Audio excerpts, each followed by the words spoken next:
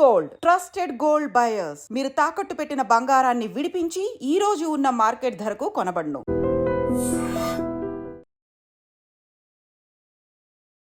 మీకంత కంగారు దేనికి? పెళ్లి చేశారు. ఎవరిని ఇచ్చి పెళ్లి చేశారు? అతనికి ఆస్తి ఉంది కాబట్టి 20 సంవత్సరాల వయసు తేడా ఉన్నవాడికి ఇచ్చి పెళ్లి చేశారు. పెళ్లి చేయడం కాదు, వాడు కొనుక్కున్నాడు ఈ అమ్మాయిని కన్యాశుల్కం ఇచ్చి. మరి మీరు పెట్టిన కండిషన్ ఏంటి? పెళ్లికి ముందు నీకున్న ఆస్తి మా అమ్మాయి పేరు మీద పెట్టాలి. ఇది సమంజసమా? అంటే సాధారణంగా రెండో పెళ్లి వాళ్ళకి ఇచ్చేటప్పుడు ఆమె భద్రత గురించి ఇలాంటివి అసలు ఎవరేమన్నారండి? జాగ్రత్తలు తీసుకుంటారు. రెండో పెళ్లికి ఎందుకు ఇవ్వాలి? అక్కడ ఆస్తి ఉందనే కదా మీరు ఇచ్చింది. ఆస్తే ఇప్పుడు ఇంత గడ్డి తినేటి చేసింది. ఆస్తి లేని మనుషులు బతకలేరా? ఆ అమ్మాయికి సరిజోడైన వాడు ఆస్తి లేకపోతే రిక్షా దొక్కునేవాడైతే మటుకు తప్పేంటండి? ఎందుకు చేయలేదు మీరు ఆ పని? ఆస్తి ఉన్నోడు కావాలి. మీ అమ్మాయి మనోభావాలు ఏంటి? అసలు మన అమ్మాయికి పెళ్ళిడు వచ్చిందా లేదా? మన అమ్మాయి మనసులో ఎవరన్నా ఉన్నారా లేదా? అసలు మన అమ్మాయి మనస్తత్వానికి అతని మనస్తత్వానికి సరిపోతుందా? 20 ఏళ్ళు తేడా అంటే సింపుల్గా మాట్లాడుకుంటే తండ్రి వయసు అండి. ఈ పిల్లకి తండ్రి వయసు. పాత రోజుల్లో పల్లెటూరులో ఉండేవాళ్ళు ఇప్పుడులాగా 21 సంవత్సరం వచ్చాక పెళ్లి చేయాలనేది లేదు అబ్బాయిలకి. ఆడపిల్లలకు 18 ఏళ్ళు వచ్చాక చేయాలనేది లేదు. 13 ఏళ్ళకో 12 ఏళ్ళకో ఆడపిల్లలకు పెళ్ళిళ్ళు చేయడాలు బరువులు దింపుకోవడానికి. వీడు నేను మగాడిని అయిపోయాను, నాకు వయసు వచ్చేసింది, నాకు 2 ఎకరాలు 3 ఎకరాల పొలం ఉంది అని వీడు ఎగురుకుంటా వీడు పెళ్లి చేసుకోవడం చూసాం కదా. మరి ఆ రకంగా చూసుకుంటే ఈ అమ్మాయికి అబ్బాయికి తండ్రి కూతుర్ల అంత వయసు తేడా ఉంది. ఆలోచించలేకపోయారు ఆ తల్లిదండ్రులు? సరే, వాళ్ళ తల్లిదండ్రులు ఆలోచించాల. ఎందుకంటే వాళ్ళు ఇంకొంచెం అనడానికి కూడా లేదు. వాళ్ళకంటే కొంచెం ఒక 2 ఏళ్ళు 3 ఏళ్ళు చిన్నోడు అయి ఉంటాడు అంతే, అంతకంటే ఏమీ తేడా లేదు. సరే, అయితే ఇప్పుడు ఇతను రెండో పెళ్లి చేసుకోవాలి, పైగా అందగత్తె కావాలి, ఆస్తి ఇచ్చేయినా సరే ఎక్కడికి పోద్ది? పెళ్ళం ఎక్కడికైనా పోద్ది ఆస్తి ఉన్నంత మాత్రాన? అనుకోలే ఇలాంటిది ఒకటి జరుగుద్దని. పేరైతే పెట్టాడు, పెళ్ళాం పేరును పెట్టాడు. అసలు నా భార్యకి నేనంటే ఇష్టం ఉందా లేదా అనే ఒక ఆలోచన అయినా వచ్చి ఉండదు. ఎందుకంటే వాళ్ళ దృష్టిలో భార్య అంటే మనం సంతలో కొనుక్కొచ్చుకున్న పశువు. సంతలు జరుగుతాయి కదా. అంటే ఎప్పుడు ఆ అమ్మాయి కూడా అంత అనుమానపడే అవకాశం ఇవ్వలేదు. ఒకరి తర్వాత ఒకరు 3 పిల్లలు కూడా పుట్టారు. అదేనండి, టీచర్ గా పనిచేస్తుంది. నేను అనేది అదే. ఆ అమ్మాయికి అసలు ఒక ఆలోచన లేకుండా ఎన్ని మ్యారిటల్ రేప్స్ జరిగితే 3 పిల్లలు పుట్టారో. ఆ అమ్మాయి ఇష్టంగా అతనితోటి చాలా సంతోషంగా కాపురం చేసి ఉంటుందని మీరు అనుకుంటున్నారా? ఎలా నచ్చుతాడండి? 20 ఏళ్ళు గ్యాప్ ఉన్నవాడు, దగ్గర తండ్రి అంత వయసు ఉన్నవాడు ఎలా నచ్చుతాడు ఆ అమ్మాయికి? విధి లేని పరిస్థితిలో చేశారు పెళ్ళి, బలవంత పెళ్ళిది.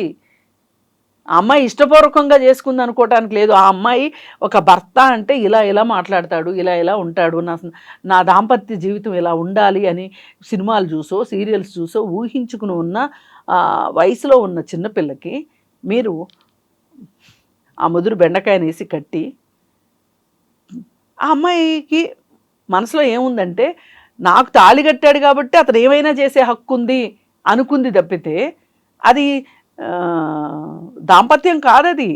అంటే తన క్లాస్మేట్ అనే వ్యక్తి మళ్ళీ తన జీవితంలోకి వచ్చే వరకు ఆమెకి తెలియలేదా వెలితి లోటు ఏంటి అనేది అంటారా? అదే నేను అంటున్నా. అయినా మాట్లాడే హక్కు లేదు ఆ అమ్మాయికి. ఈ ఆలోచన లేకుండా సడన్గా వీడు వచ్చేసేసి నేర్పించేశాడని నేను అనను. ఈ అమ్మాయికి ఉన్న చెల్లుబాటు కాదు కాబట్టి, ధైర్యం ఉండదు కాబట్టి తన జీవితంలో పిల్లల్లో తన జీవితాన్ని చూసుకుంది. అలాగే 10th క్లాస్ వరకు చదువుకుంది కాబట్టి ఏదో ప్రైవేట్ స్కూల్లో ఉద్యోగం చేసుకుంటుంది. జీవితం చాలా ప్రశాంతంగా ఆమె మనసులో ఎన్ని తుఫాన్లు ఉన్నప్పటికీ ప్రశాంతంగా నడుస్తుంది జీవితం. ఈ ప్రశాంతమైన జీవితంలో ఈ రీయూనియన్ అనే ఒక గులకరాయి వచ్చి ఆమె జీవితంలో పడింది, మనసులో పడింది. అతను అసలు ఇంత అందాలు రాసిని నేనెలా మిస్ అయ్యానబ్బా అని 4 సినిమా డైలాగులు చెప్పాడు. ఇలాంటి డైలాగులు వినాలని ఆ అమ్మాయి 12 ఏళ్ళ నుంచి 13 ఏళ్ళ నుంచి ఒక భర్త దగ్గర నుంచి వినాలని ఎదురు చూస్తున్న అమ్మాయి. ఆ అమ్మాయికి వీడి ఈ డైలాగ్ చెప్పేసరికి వీడిని మించిన రోమియో కనిపించలేదు ఆ అమ్మాయికి. అవునా? అలా అయిందా? అయిన తర్వాత సరే అలా అన్నోడు అన్నట్టు ఊరుకున్నాడా? నీ 3 పిల్లలు, ఇంత అందాలు రాసి 3 పిల్లల, వాడు ఎంత దుర్మార్గుడు కాబట్టి నిన్ను పిల్లలుగానే యంత్రంలాగా చేశాడు. ఇలాంటి కథలు ఎన్నో చెప్పుంటాడు. ఈ పాటికి ఎంతమందికి చెప్పాడో. ఇప్పుడు 10th క్లాస్ అయిపోయిన దగ్గర నుంచి నా అందాలు రాసి కనిపిస్తుందని ఈవిడి కోసం కూర్చున్నాడు ఏంటి వాడు. ఇలా ఎంతోమంది కథలో కాకరకాయలు చెప్పే ఉంటాడు. చివరికి ఈమెకి ఇలాంటి కథలు చెప్తే అప్పుడు ఈమె ఏదో అంటారే తొలకరి జల్లులో పురువిప్పిన నెమలిలాగా నాట్యం చేసింది అని ఈమెకి అతని అధీనంలోకి వెళ్ళిపోయింది. అధీనంలోకి వెళ్ళిపోయిన తర్వాత నీకు ఈ పిల్లలు లేకపోతే నేను పెళ్లి చేసుకునేవాడిని, సరే పిల్లల్ని తీసుకుని వచ్చేస్తాను అందనుకోండి. తల్లి తొందరగా పిల్లల్ని వదలాలనుకోదు. లేదు పిల్లలు వద్దు, పిల్లల్ని ఇక్కడే వదిలే, నువ్వు ఒక్కదాని వచ్చే అన్నాడు అనుకోండి, అది కూడా ఒక తీరుగా జరుగుండేది.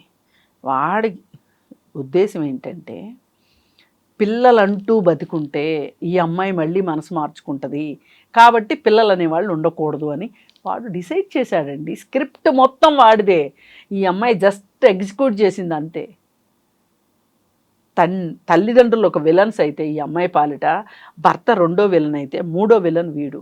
ఇవాళ ఆ అమ్మాయి నడి రోడ్లో కూడా నుంచొని అవకాశం లేకుండా చేసుకుంది ఆ అమ్మాయి జీవితాన్ని. నడి రోడ్లోకి వచ్చి నుంచోమనండి, ఎన్ని రాళ్ళు పడతాయి ఆ అమ్మాయి మీద. మొన్న జైలుకి వెళ్ళి ఉంటుంది కదా, జైల్లో ఎంత పంచాయతీ జరుగుద్దో మీకు తెలుసా? తెలియదు ఎవరికి, బయట వాళ్ళకి. ఇలాంటి పనులు చేసి వచ్చిన వాళ్ళ కోసం అక్కడున్న వాళ్ళంతా ఏదో మదర్ తెరిసాలు అన్నట్లు ఈ వచ్చిన వాళ్ళ మీద పడిపోతారు.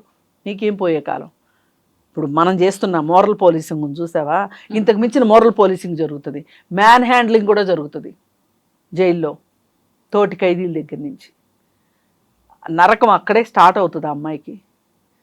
అయిపోయిన తర్వాత ఆ అమ్మాయి అనుకోవచ్చు, నేను జైలుకి వెళ్తే అసలు నన్ను ఈ ప్రశ్నలు అడిగేవాళ్ళు లేరు, ఇంట్రాగేషన్ లేదు, ఏమీ లేదు, నేను ఎవరికైనా మొహం ఎట్లా చూపించుకోవాలి అనుకునే అవసరం లేదు నాకు, నన్ను తొందరగా ఊహించలేదు దొరికిపోతాను అదే అని.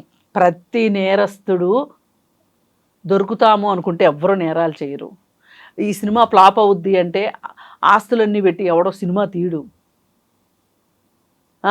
పెళ్ళైన 3వ రోజే మొగుడు చంపేస్తాడు అంటే ఏ తల్లిదండ్రులు పెళ్లి చేయరు, అనుకోరు కదా. ఎందుకు అనుకుంటారు? అనుకోరు. అని ఇప్పుడు తెలిసి వస్తుంది అమ్మాయికి అసలు జీవితం ఏంటో ఇప్పుడు మొదలైంది అమ్మాయికి.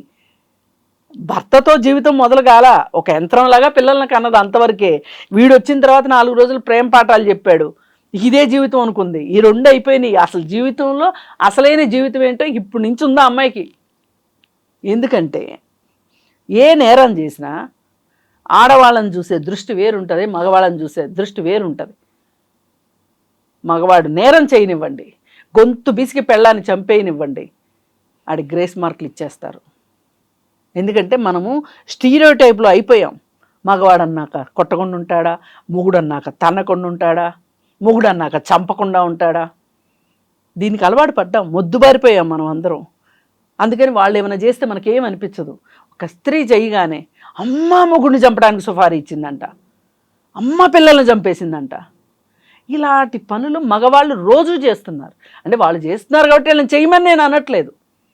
నా ఆవేదన ఏంటి అంటే ఇక్కడ భారత శిక్షా స్మృతి ముందు ఆడవాళ్ళు చేయనివ్వండి, మగవాళ్ళు చేయనివ్వండి, ఎవరు చేసినా ఒక్క ఆత్మరక్షణ కోసం చేస్తే తప్పితే ఒకే శిక్ష ఐపీసీలో. కానీ చట్టం దృష్టిలో అది, సమాజం దృష్టిలో ఇదే 3 పిల్లలు చంపిన వాడిని ఇలాగే మాట్లాడుతున్నారా? కసాయి తల్లి ఎట్లా కన్నది, అసలు నొప్పులు పడిందా పడలేదా, కామంతో కళ్ళు మూసుకుపోయినాయి, ప్రియుడు మోజులో పడిపోయింది. నేనేమంటున్నా, ఎవరి దగ్గరైనా ఇలాంటి వాతావరణం ఉండటం కరెక్ట్ కాదు. స్త్రీకి ఇలాంటి పరిస్థితి ఉండొద్దు, పురుషుడికి ఇలాంటి పరిస్థితి ఉండొద్దు, ఎవరికి ఉండొద్దు. సాధ్యమైనంత వరకు జీవితాల్లో, కుటుంబాల్లో ఒక డెమోక్రటిక్ ధోరణి, అంటే ప్రజాస్వామ్యం అంటే మనము మనకి నచ్చంది చెప్పుకోగలగటం, వాక్ స్వాతంత్ర్యం ఉండటం ఉందా? చాలామంది భార్యలకి వాక్ స్వాతంత్ర్యం ఉందా? మరి అది ప్రజాస్వామ్యబద్ధం ఎట్లా అవుతుంది? అసలు ఇద్దరు చదువుకున్న అమ్మాయి అబ్బాయి ఉన్నారు, వాళ్ళకి పెళ్ళి అంటే అమ్మాయి తరఫు వాళ్ళు ఎందుకు అంత పొర్లు గింతలు పెట్టుకుంటూ అల్లుడికి సేవలు చేయాలి? అల్లుడు తాలూకా వాళ్ళని ఎందుకంత మనసులో చాలా కోపం ఉంటుంది, కానీ పైకి మట్టుకు ప్లాస్టిక్ పువ్వులను పులుముకుని ఇప్పుడు మీకు చేస్తున్నాం, ఆగండి 4 రోజులు పోయాక మా అమ్మాయి పెత్తనం వచ్చిన తర్వాత మిమ్మల్ని ఇంట్లోనే ఉండనివ్వం, ఓల్డేజ్ హోమ్కి పంపిస్తాము అనుకోకుండా తల్లులు పెళ్ళిళ్ళు చేస్తున్నారు అనుకుంటున్నారు తల్లిదండ్రులు. ఎవరి ప్లానింగ్లు వాళ్ళయ్యే.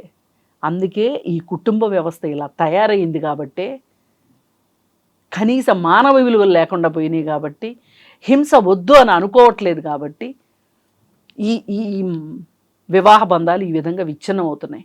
ఎక్కడో ఏసీ రూముల్లో కూర్చొని ఒక 4-5 మేధావులు కూర్చొని వివాహ బంధాలు ఇలా విచ్ఛిన్నం అయిపోతున్నాయి ఏంటి అని వాళ్ళు మాట్లాడుకున్న, సనాతనవాదులవి సనాతన ధర్మం అని మాట్లాడుకుంటూ ఆడవాళ్ళకి చదువు రాబట్టే, ఉద్యోగాలు రాబట్టే వివాహ బంధాలు విచ్ఛిన్నం అయిపోతున్నాయి అని చెప్పి వీళ్ళు మాట్లాడుకున్నా, రచ్చబండల మీద పంచాయతీలు చేసినా, ఏం చేసినా జరుగుతున్నది ఏంటి అనేది చూడాలి. కృష్ణకుమారి గారు, ఒక ప్రేమ కథ, ఒక వివాహేతర సంబంధం అనేది 6 జీవితాలని బలి తీసుకుంది. 3 పిల్లలైతే భూమి మీదే లేకుండా పోయారు. ఇటు చూస్తే రజిత, ఆమె ప్రియుడైన క్లాస్మేట్ అయిన శివ, వీళ్ళిద్దరూ జైలు పాలయ్యారు. ఇంకొక వైపు చూసినప్పుడు విధి వంచితుడుగా మిగిలింది చెన్నయ్య, ఆమె భర్త. అంటే మొదటి భార్య డెలివరీలో చనిపోవడంతో అక్కడ పిల్లలు పుట్టలేదు, భార్య లేకుండా అయిపోయింది. ఇక్కడ చూస్తే రెండో పెళ్లి చేసుకున్నాడు, ఎన్నో ఆశలతో కష్టపడుతున్నారు ఇద్దరు భార్య భర్త. తీరా చూస్తే ఇటు భార్య ఏమో జైలు పాలైంది, పిల్లలేమో కాటికి పోయారు. ఇలా 6 అండి. ఒక్క కథ. ఎక్కడ తప్పు జరిగింది? మెచ్యూరిటీ లేకుండా తీసుకున్న నిర్ణయమే తప్పంటారా? నేను ఇందాక రజిత ఆఖరి నిర్ణయం రజితది. నేను మాట్లాడుతుంది ముందు జరుగుతున్న నిర్ణయం, ముందు జరిగిన నిర్ణయాల గురించి నేను మాట్లాడుతున్నా. అక్కడ సరిగా లేకుండా ఇక్కడ సరిగా ఉండాలనుకోవడం తప్పు. ఎవరైనా ఇంత దూరం వస్తుంది మన అమ్మాయికి ఇలా పెళ్లి చేయడం వల్ల రేపు పిల్లలు పుట్టాక ఇంకెవరో నచ్చిన తర్వాత ముగ్గురిని చంపేస్తుంది అని కూడా ఎవ్వరం ఊహించలేం కదా. కాదండి, టోటల్ స్క్రిప్ట్ ఉండకపోవచ్చు, కనీసంగా ఒక ఆలోచన ఉండదా? ఇప్పుడు ఈ అమ్మాయికి 3 పిల్లలు పుడతారని వాళ్ళకి తెలుసా? అసలు పిల్లలే పుట్టకపోతే ఏం చేసేవాళ్ళు? 3 పిల్లలు పుట్టడం అనేది నేను ఇందా చెప్పినట్టు మ్యారిటల్ రేప్కి వచ్చిన అవుట్కమ్ అది, 3 పిల్లలు అనేది. అది కాదు ఇక్కడ మనం మాట్లాడుకోవాల్సింది. మీరు కనీసం నేను ఇప్పుడు నా పిల్లకి పెళ్లి చేస్తున్నాను అన్నప్పుడు నేను ఒక ఈడు జోడు చూశానా లేదా, కేవలం ఆస్తి మాత్రమే చూశానా అనే ఇంగిత జ్ఞానం తల్లిదండ్రులకు ఉంటే రజితనికి ఇతనికి పెళ్లి చేసేవాళ్ళు కాదు. ఇతను నాకు ఇంకేం పడుచు పెళ్ళాం వచ్చేస్తుంది. చాలా మంది మగవాళ్ళు అలాగే అనుకుంటారు కదా. అదే వైపు వాళ్ళ పిల్లలకి పెళ్లిడు వస్తా ఉంటది, వాళ్ళకి మాత్రం పడుచు పెళ్ళాం కావాలి. అదే నేను అనేది. ఈ ఆలోచనలు మారినంత వరకు సమాజంలో ఇలాంటివి జరుగుతాయి. ఇదేదో జీవితం, ప్రపంచం పుట్టిన తర్వాత, భూమి పుట్టిన తర్వాత మొదటిసారి జరిగింది, చివరిసారి జరిగింది అని అనుకుంటే చాలా పొరపాటది. ఇలా జరగటానికి మనమే కారకులం. అది మనం మర్చిపోయి కన్వీనియంట్గా ఎవరో ఒకళ్ళ మీద నేరం మోపేసేసేస్తే, నెట్టేసేస్తే, వాళ్ళ మీదకి రజిత మీదకి నెట్టేసేస్తే అయిపోద్ది అనుకుంటున్నారు. ఎవరైనా ఈజీ టార్గెట్ని, ఎవరైతే ఈజీగా దొరుకుతారో వాళ్ళని టార్గెట్ చేస్తారు, ఎవరు వల్నరబుల్గా ఉంటారో వాళ్ళని టార్గెట్ చేస్తారు. ఇప్పుడు రజిత వల్నరబుల్గా ఉంది. ఆడదాని దగ్గర నుంచి ఏమి ఎక్స్పెక్ట్ చేస్తుంది సొసైటీ? ఆడదాని దగ్గర నుంచి ఎందుకు ఎక్స్పెక్ట్ చేస్తారు? మగాడి దగ్గర నుంచి ఎందుకు ఎక్స్పెక్ట్ చేయరు? నీతి, నిజాయితీ, న్యాయం, అన్యాయం ఇవన్నీ అందరిలోనూ ఉండాలండి. మీకుండాలి, నాకుండాలి, మన పక్కనున్న వాళ్ళకు ఉండాలి. ఆమె పిల్లల్ని చంపిన విధానం తలుచుకుంటే, వాళ్ళ బంధువులు చెప్తున్న మాటలు వింటే ఖచ్చితంగా బాధాకరమే. అసలు ఈ తల్లి చేసే విధానమేనా అలా చంప? కాదండి, నేను అదే ఇందా నుంచి మొత్తుకుంటుంది మీతో. ఎట్టి పరిస్థితుల్లో చేయకూడదు. కానీ ఆ అమ్మాయి అలా చెయ్యాలి అనుకోవడం వెనకమాల ఆ అమ్మాయికి భవిష్యత్తు జీవితాన్ని ఈస్ట్మన్ కలర్లో శివ చూపించాడు. చూపిస్తే మటుకు ఈ అమ్మాయి బుద్ధి ఏమైంది అని మీరు అడుగుతారు. ఇమ్మీడియట్గా వచ్చే ప్రశ్న అదే. జవాబు లేని ప్రశ్నలు సమాజంలో చాలా ఉంటాయండి. ఇది కూడా ఒక జవాబు లేని ప్రశ్న. ఆ అమ్మాయి ఎందుకు అలా చేసింది అంటే, ఆ అమ్మాయి ఇప్పటి వరకు అసలు ఆ అమ్మాయి జీవితంలో జీవించలేదండి. ఒక యంత్రంలాగా పిల్లల్ని కన్నది, యంత్రంలాగా వంట చేసింది, పెట్టింది, చూసుకుంది, చుట్టూ అందరితో మంచిగా ఉంది. ఇప్పుడు చాలామందికి ఈ ప్రపంచంలో చెడు చేసే అవకాశం లేక చెడ్డవాళ్ళుగా అవ్వట్లేదు. ప్రతి ఒక్కళ్ళు అవకాశం వస్తే చెడ్డ పనులు చేయడానికి ఈ చుట్టూ ఉన్న సమాజం మనల్ని సిద్ధం చేస్తుంది. కానీ దాని నుంచి చాలామంది ప్రమాదాల్లోంచి బయటపడుతున్నారు. ఇప్పుడు ఎందుకండి అర్ధరాత్రి బయటికి వెళ్తే అమ్మాయికి సేఫ్టీ లేదు అంటున్నాము, అర్ధరాత్రి బయటికి వెళ్ళి కూడా సేఫ్టీగా వచ్చిన వాళ్ళు లేరా? వెళ్ళిన ప్రతి వాళ్ళకి ఏదన్నా జరుగుతుందా? ఎవరి కాళ్ళు ఏమనుకుంటారు? నాకు జరగదు అనుకుంటారు. మనము మన జీవితం అంటేనే ఎన్నో ప్రమాదాల నుంచి తప్పించుకుంటూ మనం చాలా బాగున్నాము అనుకునే ఒక సర్కస్ నా దృష్టిలో. అయితే బయటికి వెళ్తే వెనక్కి వస్తామన్న నమ్మకం ఉందా? లేదు కదా. ఏ రాత్రి ఇంట్లో దొంగపడతాడో, ఎలా అత్యాచారం గావించబడతామో, అలాగే మన బ్యాంకులో డబ్బులు, మన అకౌంట్లో డబ్బులు, మన సంతకం సరిగా లేకపోతేనే మనం డబ్బులు డ్రా చేసుకోలేని డబ్బుల్ని ఎవడో సైబర్ దొంగ వచ్చి దొంగిలిస్తాడని ఎవరన్నా ఊహించామా? మనం ఏదో ఇష్టానికి సోషల్ మీడియాలో ఒక ఫోటో పెట్టుకుంటే దాన్ని మార్ఫింగ్ చేసి ఈ ఫోటో చూపించి డబ్బులు లాగుతారు అని ఊహిస్తామా? ఎవరమన్నా సోషల్ మీడియాలో ఫోటో పెట్టేప్పుడు అనుకుంటామా? అనుకోం కదా.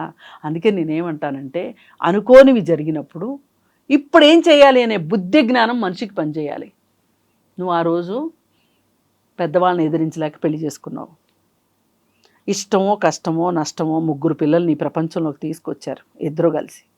తీసుకొచ్చినప్పుడు శివ కాదు, సాక్షాత్తు మన్మధుడే వచ్చినా సరే నా జీవితం ఇంతే అయిపోయింది, నేను నా పిల్లల జీవితాలని సరిదిద్దుకోవాలి అనే బుద్ధి జ్ఞానం ఈ అమ్మాయికి ఉండాలి. సరే ఆ రోజు అమ్మాయిని ఇష్టపడ్డాను, ఈ రోజుకి నాకు పెళ్లి కాలేదు, నేను పెళ్లి చేసుకోవడానికి ఈ అమ్మాయే కావాలనే బుద్ధి జ్ఞానం వాడికి ఉండాలి. ఎవరు తక్కువ వాళ్ళండి ఇక్కడ? అందుకే నేను పదే పదే రజితనే మనం టార్గెట్ చేయడం కరెక్ట్ కాదు. టార్గెట్ చేయవలసిన క్యారెక్టర్లు ఈ ఉదంతం చుట్టూ చాలామంది ఉన్నారు.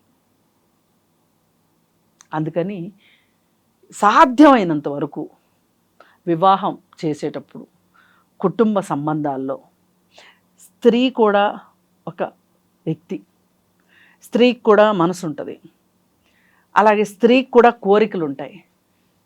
ఇలా ఆమెను కూడా ఒక పరిగణలోకి తీసుకుంటే అంటే సాధ్యమైనంత వరకు ప్రజాస్వామీకరణ. హింస నాకైనా హింసే, మీకైనా హింసే కదా. ఇలా ఆలోచిస్తే కట్నాల వేధింపులు ఉండవు, ఇంకో పెళ్లి చేసుకోవడం కోసం భార్యని గొంతును చంపే అవకాశం ఉండదు, ఎన్నో జరగవండి.